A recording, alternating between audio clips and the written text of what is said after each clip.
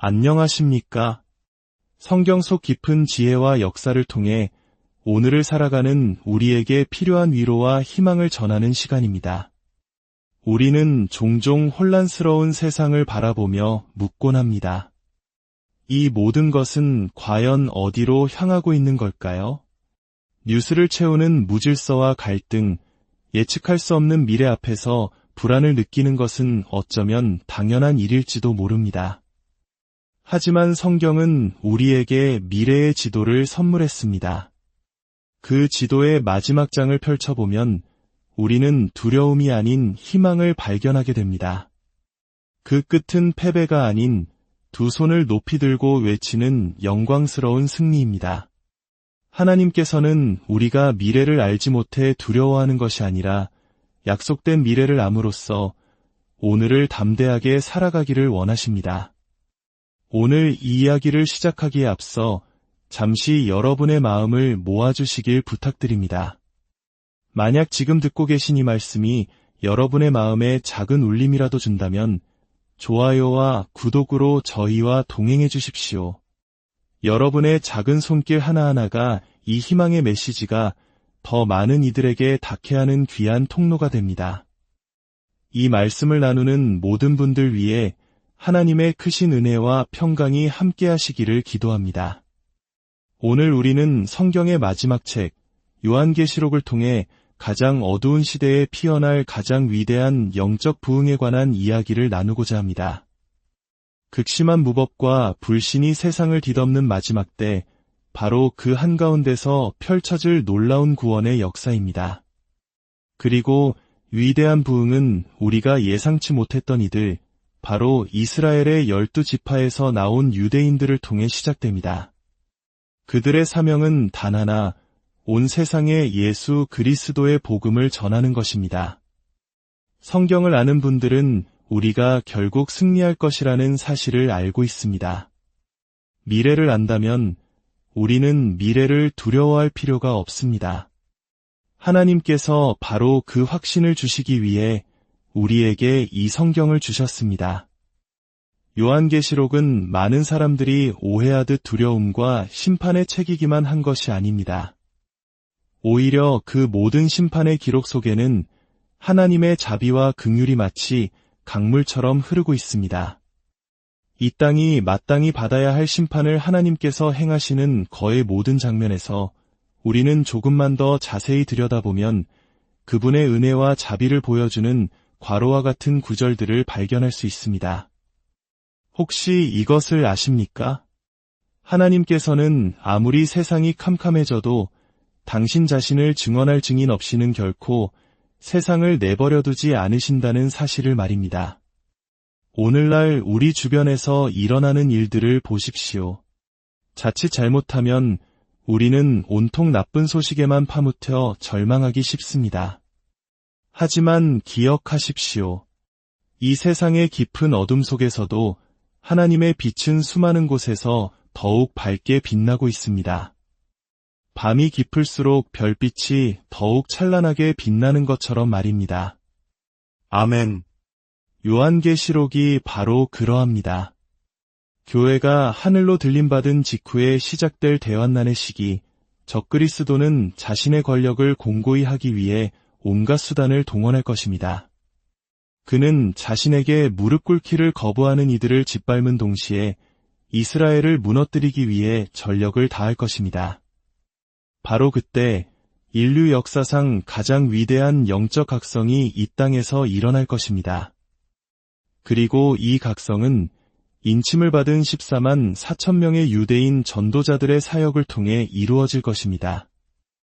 혹시 복음주의 교회에 다니신다면 예수님께서 이 땅에 다시 오시기 전에 엄청난 부흥이 일어나 많은 사람들이 주님께 돌아올 것이라는 설교를 들어보셨을지도 모릅니다. 우리 모두가 그런 일이 일어나기를 간절히 소망하고 또 작은 규모로나마 그런 역사가 있을 수도 있겠지만 성경은 사실 그와는 정반대의 현상을 예언하고 있습니다. 성경은 주님께서 우리를 데리러 오시기 전에 오히려 믿음에서 떠나가는 배도의 시대가 올 것이라고 분명히 가르칩니다.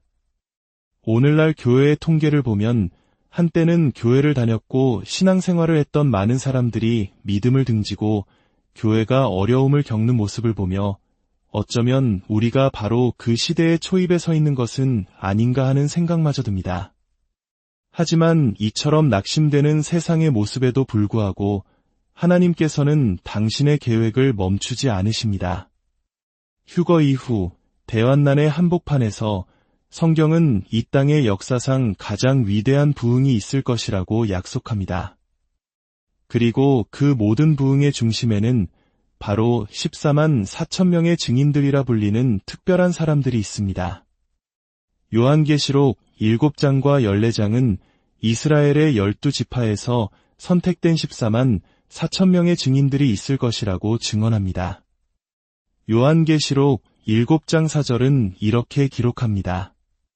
내가 인침을 받은 자의 수를 들으니 이스라엘 자손의 각 지파 중에서 인침을 받은 자들이 14만 4천이니 이 증인들이 누구인지에 대해서는 우리가 추측할 필요가 없습니다.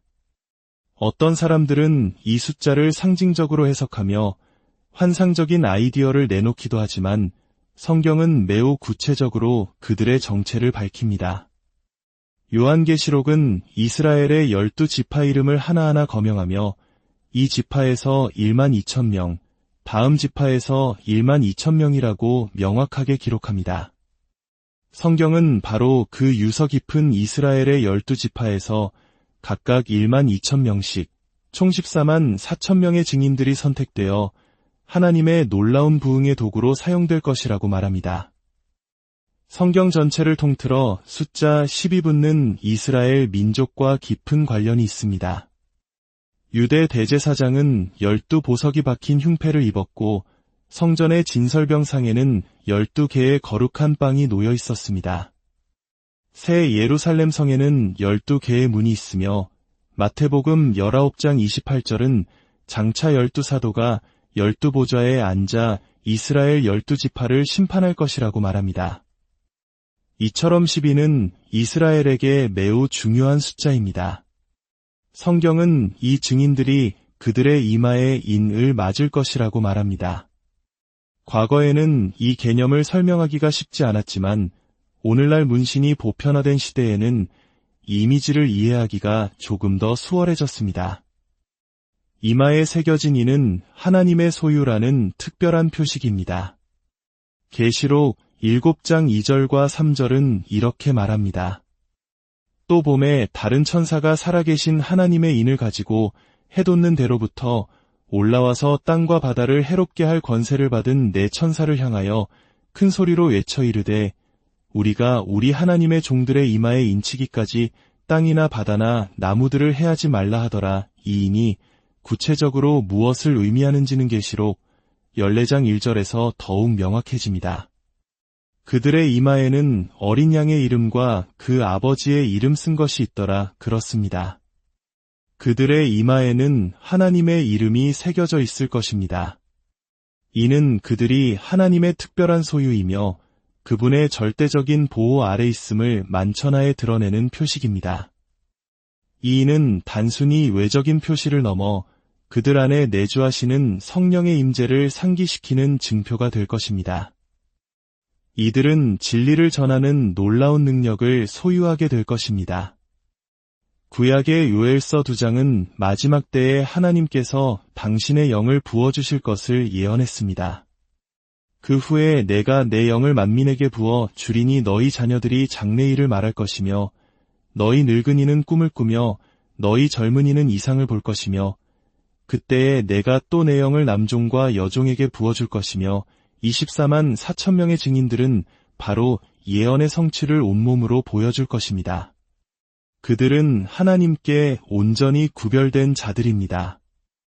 요한계시록 14장 4절은 그들에 대해 이렇게 묘사합니다. 이 사람들은 여자와 더불어 더럽히지 아니하고 순결한 자라. 많은 사람들이 이 구절을 영적인 간음을 저지르지 않았다는 상징으로 해석하려 하지만 문맥을 그대로 받아들이는 것이 더 자연스럽습니다. 저는 이들이 대환난이라는 특수한 상황 속에서 오직 복음 전파라는 단 하나의 사명에 집중하기 위해 독신으로 헌신한 사람들이라고 믿습니다.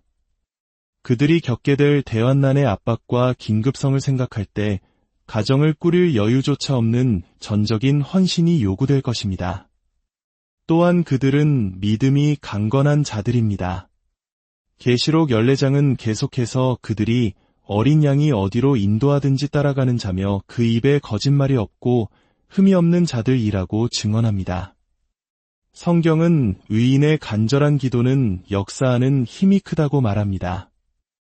24만 4천 명은 유롭고 열정적이며 흠이 없는 자들로서 오늘날 우리가 좀처럼 보기 힘든 거룩한 열정으로 복음을 선포할 것입니다. 상상해 보십시오.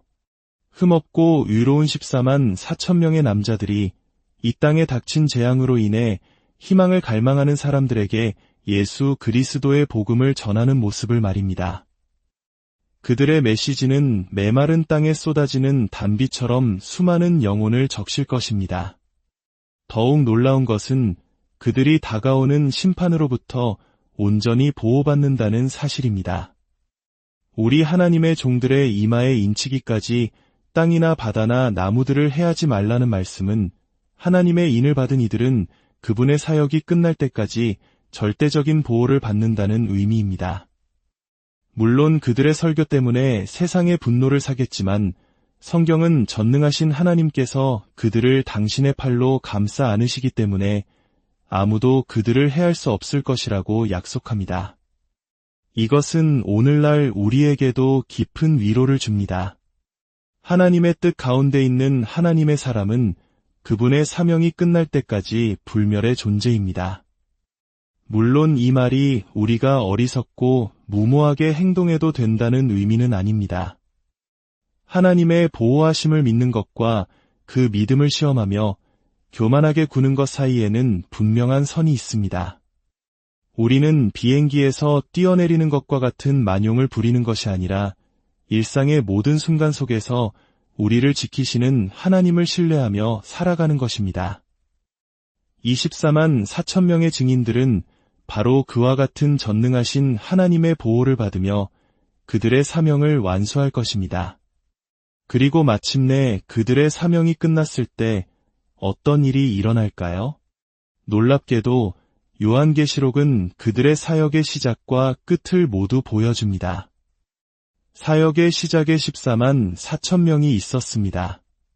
그리고 그들의 모든 사역이 끝나고 천국에 모였을 때 그곳에는 14만 3,999명이 아닌 정확히 14만 4천 명이 서 있습니다. 대환난의 맹렬한 핍박 속에서도 단 한 사람도 잃어버리지 않고 모두가 승리하여 그 자리에 선 것입니다. 그들의 사역은 얼마나 성공적이었을까요? 요한은 계시록 7장에서 그 결과를 이렇게 기록합니다. 이 일 후에 내가 보니 각 나라와 족속과 백성과 방언에서 아무도 능히 셀 수 없는 큰 무리가 나와 흰옷을 입고 손에 종려가지를 들고 보좌 앞과 어린 양 앞에 서서 상상해 보십시오. 그들의 복음을 통해 구원받은 사람들의 수가 너무 많아서 그 누구도 셀 수 없을 정도였습니다. 전 세계 모든 민족과 언어권에서 나온 수많은 사람들이 구원을 받아 하나님 보좌 앞에서 찬양하는 모습. 이것이 바로 14만 4천 명의 증인들이 거둔 위대한 부흥의 열매입니다. 이는 예수님께서 친히 하신 약속의 성취이기도 합니다. 이 천국 복음이 모든 민족에게 증언되기 위하여 온 세상에 전파되리니 그제야 끝이 오리라. 가장 어두운 시대에 하나님은 이처럼 가장 밝은 구원의 빛을 비추십니다. 그리고 마침내 임무를 완수한 그들이 천국에 이르렀을 때 성경은 감동적인 장면을 묘사합니다. 14만 4천 명의 증인들이 시온산에 서신 어린 양과 함께 서 있습니다. 그리고 그들은 새 노래를 부릅니다.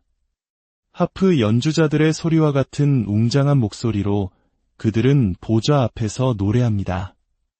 그런데 성경은 이 노래에 대해 아주 특별한 사실을 덧붙입니다. 이 노래는 땅에서 속량함을 받은 14만 4천 밖에는 능히 배울 자가 없더라. 에 그들만이 이 노래를 부를 수 있었을까요? 왜냐하면 그 노래는 그들만이 겪었던 특별한 경험, 즉 대환난의 끔찍한 고통과 그 속에서 베푸신 하나님의 놀라운 구원의 은혜를 겪은 자들만이 부를 수 있는 간증의 노래였기 때문입니다. 그 노래는 그들의 심장을 가득 채운 기쁨의 결과물이었습니다. 사랑하는 여러분, 이 모든 이야기가 오늘 우리에게 주는 메시지는 무엇일까요? 그것은 바로 하나님께서는 결코 이 땅에서 당신의 손을 거두지 않으신다는 것입니다. 우리는 종종 하나님께서 이 사회를 포기하신 것은 아닐까? 라고 묻습니다. 하지만 어쩌면 진짜 질문은 우리 사회가 하나님을 등진 것은 아닐까? 가 되어야 할 것입니다. 한 가지는 확실합니다. 전능하신 하나님께서는 우리를 포기하지 않으셨습니다. 그분은 지금 이 순간에도 잃어버린 영혼들이 돌아오기를 간절히 기다리시며 은혜의 손길을 내밀고 계십니다. 오늘 당신이 이 메시지를 듣고 있는 것은 우연이 아닙니다. 하나님께서 당신이 다시 한번 복음을 듣기를 원하시기 때문입니다. 그 복음이란 그리스도께서 당신의 모든 죄값을 치르기 위해 십자가에서 죽으셨다는 소식입니다. 그리고 하나님은 당신에게 그분을 당신의 구원자로 영접하라고 요청하고 계십니다. 그것이 복음의 전부입니다. 천국에 들어가기 위해 우리가 얼마나 선한 사람인지는 중요하지 않습니다. 만약 선행으로 천국에 간다면 우리 중 누구도 그 기준을 통과할 수 없을 것입니다. 하나님의 기준은 100점 만점이며 우리는 모두 그 시험에서 낙제할 수밖에 없습니다. 바로 그 때문에 예수님께서 이 땅에 오셔서 우리 모두를 대신해 그 시험을 치르시고 십자가에서 죽으셨습니다. 그분은 우리 모두를 위해 만점을 받으셨습니다. 하나님께서 오늘 밤 당신에게 요청하시는 것은 단 하나입니다. 십자가에서 이루신 그분의 행위를 당신의 유일한 천국의 소망으로 받아들이고 예수 그리스도께 당신의 죄를 용서해달라고 구하는 것입니다. 역사상 그분은 진심으로 나아온 단 한 사람도 외면한 적이 없으시며 당신이 첫 번째가 되지는 않을 것입니다. 당신이 어떤 삶을 살았든 지금 하나님으로부터 얼마나 멀리 떨어져 있다고 느끼든 하나님은 당신을 사랑하시며 그리스도는 당신을 위해 죽으셨습니다. 마음을 열고 그분을 영접하십시오. 그분은 당신 마음의 보좌에 오셔서 당신의 남은 생애 동안 당신을 인도하고 이끌어 주실 것입니다. 당신이 인생에서 내릴 수 있는 가장 중요한 결정은 바로 예수 그리스도를 당신의 구원자와 주인으로 모시는 것입니다. 여러분, 미래에 나타날 14만 4천 명의 증인이 되는 것은 우리의 몫이 아닐 것입니다. 그러나 우리는 지금 이 시대에 현재를 살아가는 하나님의 증인이 될 수 있습니다. 우리에게 남은 시간을 더욱 긴박하게 여기며 이전과는 다른 열정으로 예수님에 대해 전할 수 있도록 하나님께 기도합시다. 이 혼란한 세상 속에서도 하나님은 우리를 사랑하시며 우리를 구원하실 능력이 있습니다. 그분을 신뢰할 때 우리는 이 세상의 스트레스 속에서도 긍정적이고 그리스도를 영화롭게 하며 생산적인 삶을 살 수 있습니다. 그 삶은 우리 마음에 기쁨을 가져다주고 그분의 이름에 영광을 돌릴 것입니다. 주 예수 그리스도 안에서 참된 소망과 영원한 생명을 찾으시는 여러분 모두가 되시기를 간절히 기도합니다. 여러분의 마음과 생각 속에 하나님의 평강이 가득